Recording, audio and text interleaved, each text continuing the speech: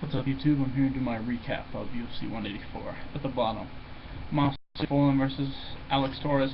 But the first round was pretty close. The first round was really exciting. It was super back and forth, and both guys were just winging huge shots at each other. And the second, the third, Mossy Fulham was just settling down a little bit more and just throwing cleaner shots. And Alex Torres was just trying to force takedowns that he wasn't getting. And I thought Mossy Fulham won it.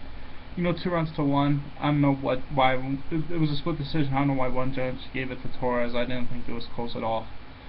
But good win for Fulham, and on to the next fight. Villamar Lazaro versus James Krause. I didn't think this fight was close either. I thought James Krause won every round in my opinion. I thought the striking was lopsided when you looked at the overall strikes, because James Krause was, the head strikes was even, but the kick strikes had James Krause way in the lead. And if you looked at who was moving forward more and who was just trying to, in my opinion, finish the fight more, was James Krause, which,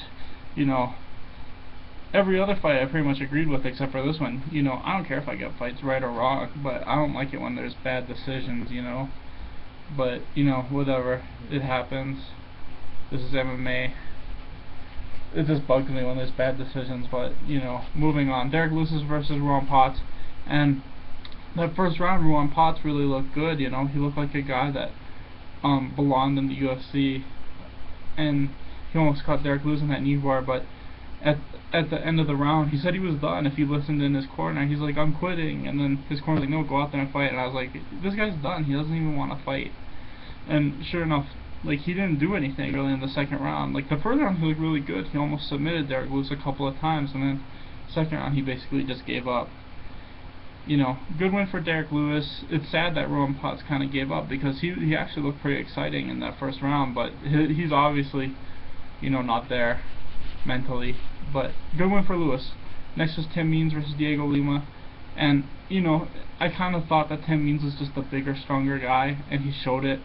I think he just had way more power when he was landing, and he, got the really early knockout. The fight was only like 2 minutes long.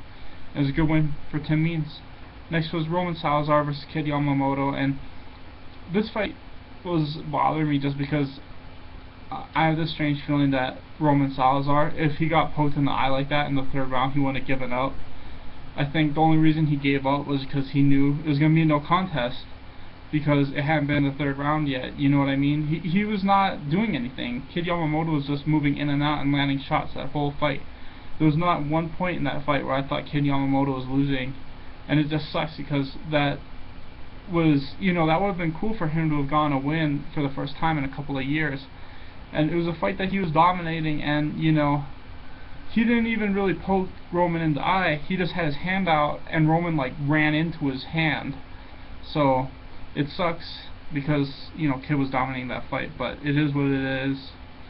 Hopefully, I don't know. It just sucks, because I feel like Kid deserved that win. And I know that if that had happened in the third round, Roman Salazar wouldn't have said he couldn't see. He would have kept fighting, because he was going to lose the decision. Because when it goes, for those of you who don't know, when a fight ends from a poke or something like that in the second round, it becomes a no contest. If it ends in the third, it goes to the judges' scorecards. That's just, for those of you who don't know.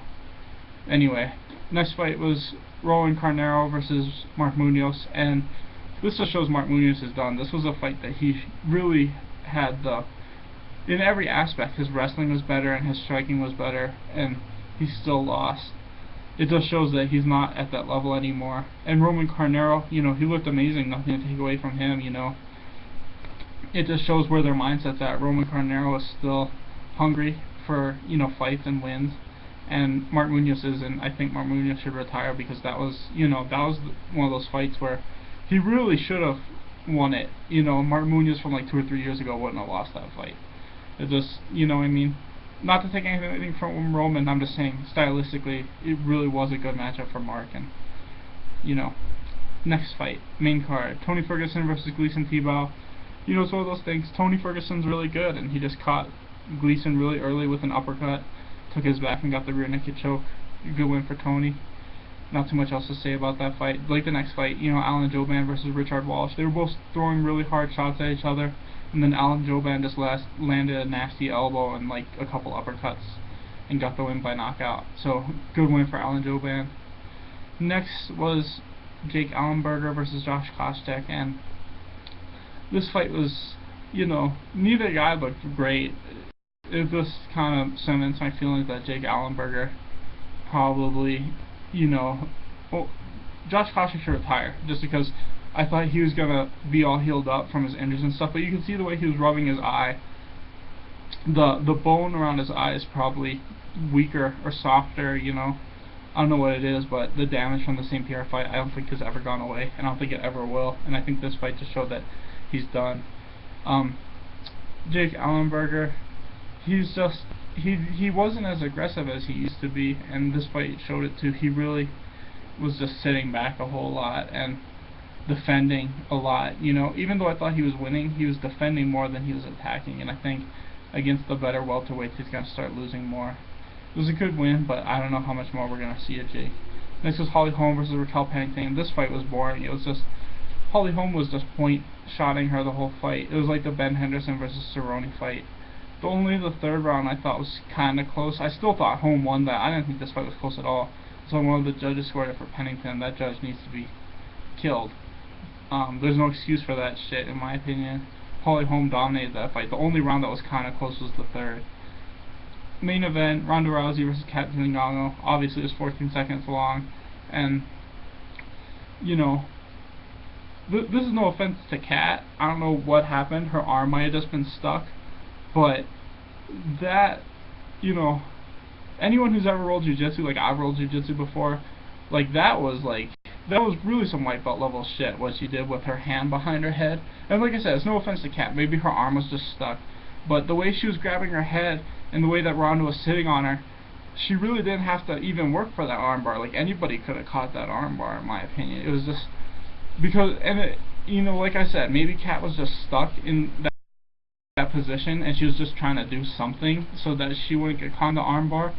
But it kind of looked like she was trying to pull Ronda over her by grabbing the back of her head, and the rest of her body had no way to support her, and she just gave up that armbar to Ronda, is what it looked like. Like I said, her arm might have just been stuck and she had no way out. But it was a fast win for Ronda. Not much to talk about. Anyway, thanks for watching, guys. Please like and subscribe.